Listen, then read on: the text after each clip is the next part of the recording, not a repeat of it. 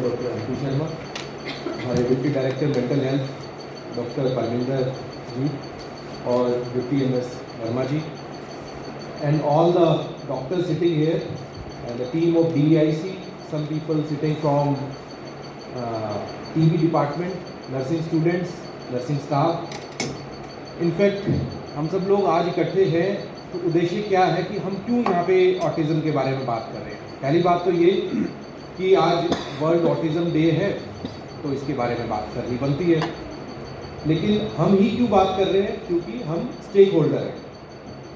हम stake holder कैसे हुए? स्टेक होल्डर कौन हो सकता है इस चीज़ में? जिसके घर में ऑटिज़म का बच्चा हो वो हो सकता है, या आप ऑटिज़म को ट्रीट कर रहे हैं वो हो सकता है, या फिर वो लोग जो स्कूल के अंदर पढ़ा रहे हैं और अर्ली डायग्नोसिस के अंदर वो हेल्प कर सकते हैं, स्क्रीनिंग के अंदर वो हो सकते हैं।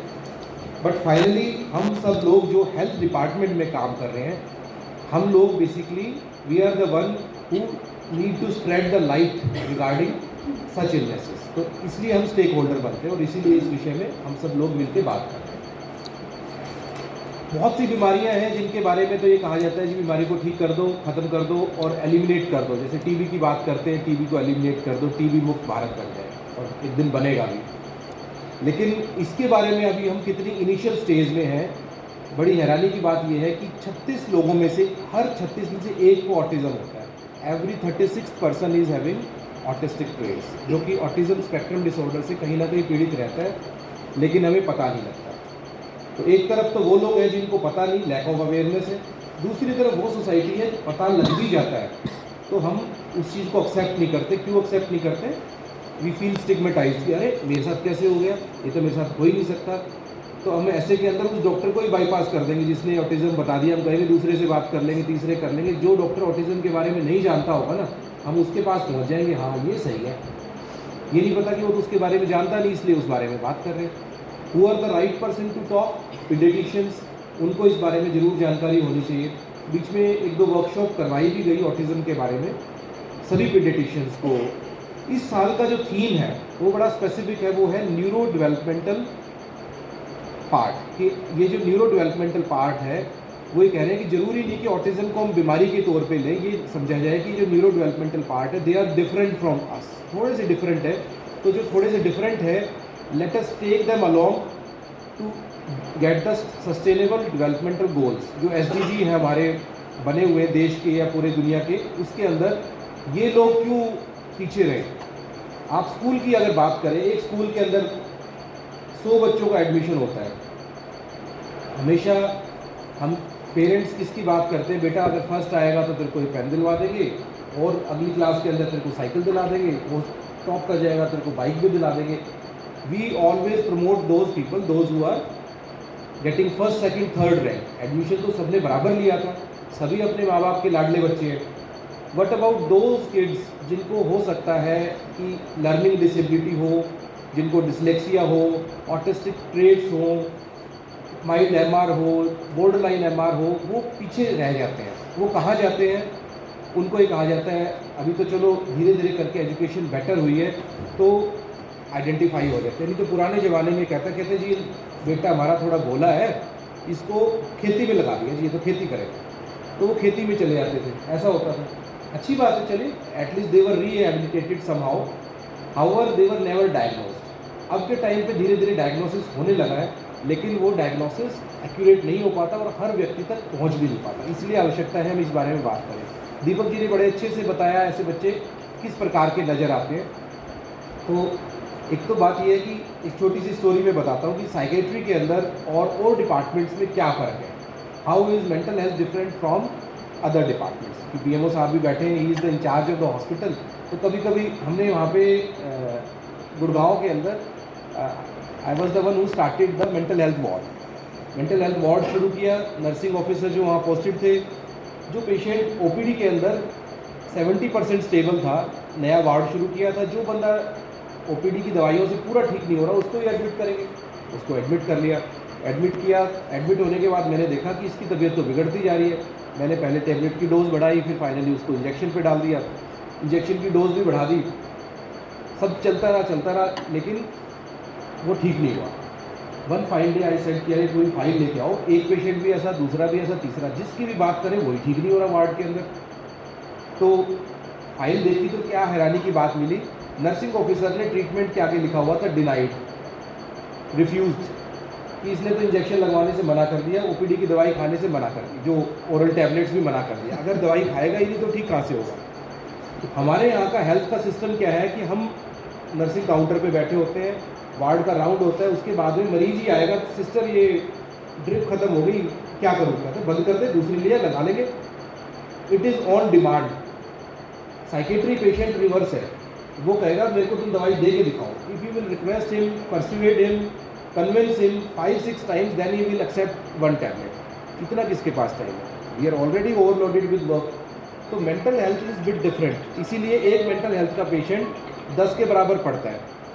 अब ये चलिए वापस let us come back to autism again. Autism के बारे में डॉक्टर साहब ने भी बोला और इन्होंने भी बोला कि some of them are high functioning, तो बहुत ज़बरदस्त हाई फंक्शनिंग वाले भी होते हैं। The most intelligent people whom we know, Einstein, he was suppose to be a case of autism. तो आइंस्टीन की एक छोटी सी स्टोरी बताता हूँ। आइंस्टीन जी को डिक्लेयर कर दिया उन्होंने, ऑटिज़म से पहले कह दिया कि ये मंदबुद्धि है। जो बंदा आज तक का ये कहा जाता है कि ये who is the most intelligent man on earth, अभी तक जो डायग्नोज IQ सबसे ज़्यादा किसी की मिली तो आइंस्टीन की मिली। ही वॉज द वन, उसको कह दिया कि ये तो बोलता नहीं है, हिज स्पीच वॉज डिलेड, तो वो नहीं बोला। He could understand things but he never spoke. तो एक बार क्या हुआ, अब आपने देखा है जो बंदा थोड़ा बीमार हो, खास तौर से मानसिक रूप से बीमार हो या कम बोलता हो, तो उसकी वैसे इज्जत कम हो जाती है। तो सब लोग बैठे हुए थे और सूप पी रहे थे उनके घर के अंदर, 6 लोग 4 लोग जैसे बैठ के टेबल पे सूप पी रहे थे, तो उसको भी सूप उसके सामने रख दिया। एंड द मदर और the family member who was offering said Albert take the soup. तो वो बंदा अभी तक 5 साल का बोला ही नहीं था, ना ए माँ मी माँ मदर कुछ, मम्मी कुछ नहीं बोला। उसके बाद में सब लोगों ने सूप पी लिया, कहते हैं Albert you should also drink it. उसने कोई रिस्पॉन्स नहीं दिया, उसके बाद में पीने की कोशिश की और रख दिया, फिर नहीं पिया। कहते why are you drinking the soup, he said the soup is too hot to drink. That was his first word. उससे पहले मतलब उसने ABCD ना सीख के पूरा सेंटेंस ही सीखा। तो ऑटिज्म वाले लोग जो होते हैं वो कम बोलेंगे but they would be quite intelligent. ऐसी एक मूवी आई थी, आपने देखी हो, माई नेम इज़ खान, देखी किसी ने आपने से, MNI के? यस। तो उसके अंदर जो शाहरुख खान को दिखाया हुआ था वो क्या दिखाया था, he was expert in handling things. कोई भी चीज़ रिपेयर करनी होती थी वो बड़े अच्छे से कर लेते थे। तो it was a way of expressing कि किस तरीके के ऑटिस्टिक बच्चे हो सकते हैं और बड़े होकर कैसे करके वो रह सकते हैं। I would share another experience of mind. एक एम्स में वर्कशॉप थी, तो ऐसे ही सब लोग बैठे हुए थे, उसमें कुछ ऑटिस्टिक किड्स के पेरेंट्स भी बुला लिए। तो वो पेरेंट्स भी ऐसे हॉल में बैठ गए और किड्स को भी बुला लिए। तो जो साइकेट्रिस्ट थे, in fact she was a neurologist, जो न्यूरोलॉजिस्ट थे, शी सेड कि ये मेरे बच्चे जो है ना, इनसे कोई किसी को सवाल पूछना हो ना, मैथ्स का पूछना तो पूछ लो। तो जो इसमें पार्टिसिपेंट आए हुए थे, some of them were psychiatrist, some of them were counsellors, जो मेंटल हेल्थ की टीम थी, उन्होंने सवाल पूछा, ओके बेटा बताओ 2 + 2। तो वो मैम कहती you are insulting my child, don't ask simple questions. कहते ओके बताओ 10 × 10। कहते again you are insulting, be serious and ask difficult maths question. उन्होंने फिर लास्ट के अंदर सवाल पूछा, ओके बताओ जी 27 × 4 क्या होता है? 27 × 3 तो अभी कैसे बता दें, 27 4 करके थोड़ी सी सेकंड लगेगी। कहते ये भी बहुत सिंपल है, मैं क्वेश्चन पूछती हूँ। उन्होंने बोर्ड के अंदर क्वेश्चन लिखा, 6 डिजिट का एक नंबर मल्टीप्लाइड बाय 6 डिजिट का एक number. Before the calculator could tell it, the boy told the answer. उसने फटाक से बता दिया, within half of the second he could tell the answer. So they have got magical abilities. लेकिन हमारा समाज में क्या होता है, हमारे समाज में हम सबका बराबर पेपर लेना चाहते हैं कि सभी बच्चों को हाथी की तरह बोझ उठाना भी आना चाहिए, मछली की तरह तैरना भी आना चाहिए, बंदर की तरह उछलना भी आना चाहिए। अब अगर आप मछली को उछलने के लिए बोलोगे तो वो मछली नहीं उछल पाएगी। वो इसी प्रकार की बात थी कि वो बच्चे मैथ्स में तो अच्छे थे but they may be not that good when we talk about communication skills. Communication skills उनके उतने अच्छे नहीं हो पाते, इसीलिए वो पीछे रह जाते हैं, इसीलिए उन्हें अर्ली आइडेंटिफाई करने की नीड रहती है। A big stake holder in this is school teachers, early जो छोटी क्लासेस के primary school teachers are again a big stake holder, उनको भी इसमें लेना चाहिए. We are planning to have one programme with education department, जिसके साथ में मिलकर हम अर्ली आइडेंटिफिकेशन पे बात करें.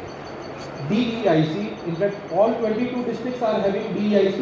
ऑल ओवर इंडिया नहीं है DEIC 22 के 22 जिलों में. देयर आर वेरियस स्टेट्स जिनमें अदर स्टेट में, लेकिन सभी डिस्ट्रिक्ट में नहीं. DEIC तो है, लेकिन हरियाणा अकेला जिला है जहाँ पे 22 के 22 जिलों में DEIC है. And are DEIC people are doing marvellous job, they are doing great job. अब उसके अंदर अलग अलग पहलू हैं. उसमें वो पहलू भी है कि किसी बच्चे का हार्ट के अंदर कोई छेद है, आप उसको भी आइडेंटिफाई करते हैं, RBST के थ्रू रेफरल करके उसकी ट्रीटमेंट भी कराते हैं. ऐसे बच्चे भी हैं जिनके हो सकता है कोई फिजिकल डिसेबिलिटी हो, उसको भी आप फिजियोथेरेपिस्ट के थ्रू ट्रीट करते हैं. But identifying such kids becomes difficult just because they won't come to you, वो रेफर होकर नहीं आएंगे. और आमतौर से ऐसे बच्चे जो सपोज डाउन सिंड्रोम का एक बच्चा देखो, वो देखने में इतना गोलू मोलू सुंदर सा लग रहा होता है कि उसको कोई डायग्नोज तो क्या ही कर दे, मानने के लिए ना मदर तैयार ना कोई हो. तो ये रेयर इंसिडेंसेस होते हैं. कहा कि मदर ने सुसाइड कर लिया. Generally the mothers are very possessive about their child. वो अपने बच्चे के साथ इतना लाड होता है कि वो बच्चे का डायग्नोसिस मानने के लिए तैयार नहीं है. दिक्कत उनको कब आती है कि बोला नहीं, चला नहीं, तब. और धीरे धीरे करके जागरूकता भी आ रही है. जागरूकता के कुछ पहलू ऐसे हैं कि कभी कभी जागरूकता एंग्जाइटी प्रोवोक करती है. हमारे पास ऐसे भी पेरेंट्स आते हैं जो कि कहते हैं कि आपने ये इस टाइप का लेक्चर रखा, हमने लेक्चर सुना. I given such lectures, almost 1000+ such lectures in different schools, अलग अलग जगह जाके. एंड द रिजल्ट वॉज कि वो जिस पेरेंट के पास वो बात गई, या कई बार टीचर्स ही थे वो उसके अंदर, teachers were also parents, teachers ने अपने बच्चों को डायग्नोज कर दिया and they became very anxious. I मेरे बच्चे को ऑटिस्टिक तो नहीं है. ये जो एंजाइटी आती है उसको भी हम हैंडल जब भी कर सकते हैं एज ए स्टेक होल्डर, जब हमारे को इस बारे में नॉलेज रहती है. Finally before concluding, I won't take much time because it is your lunch break. And before concluding I would just say so कि हम ये सोच के इस बारे में बात करें कि अगर हमारे पास में कोई ऑटिस्टिक बच्चा या कोई नॉर्मल बच्चा भी आता है तो हम उसे स्क्रीन कर पाएँ, उसके जो लक्षणों को समझ पाएँ. खाली DEIC वाले 4 लोग ना करें, हम लोग भी उनकी मदद करें. And then referring the kids from paediatrics OPD to them is also important. और DEIC के माध्यम से जो अर्ली इंटरवेंशन या ऑक्यूपेशनल थेरेपी, फिजियोथेरेपी, रिहेबिलिटेशन, ये सब के माध्यम से इन्हें बेहतर किया जा सकता है, इन्हें समाज की मुख्य धारा में लाया जा सकता है. कुछ चीज़ें ऐसी हैं जिनके लिए दवाई भी होती हैं. बिहेवियरल इश्यूज़ रहते हैं, some of them are having obsessive traits, तो ऑब्सेसिव ट्रेट्स वालों को दवाई देते हैं, वो कंट्रोल भी हो जाते हैं.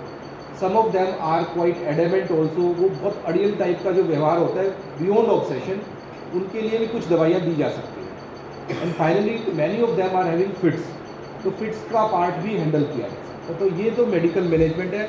However it is a psychopharmacological approach, जिसके अंदर साइकोलॉजी फर्स्ट आती है, फार्माकोलॉजी पीछे आती है. तो psychologist play bigger role in this and we need to get involve with them. So I would thank you all for organizing this small talk at a short notice. Thank you.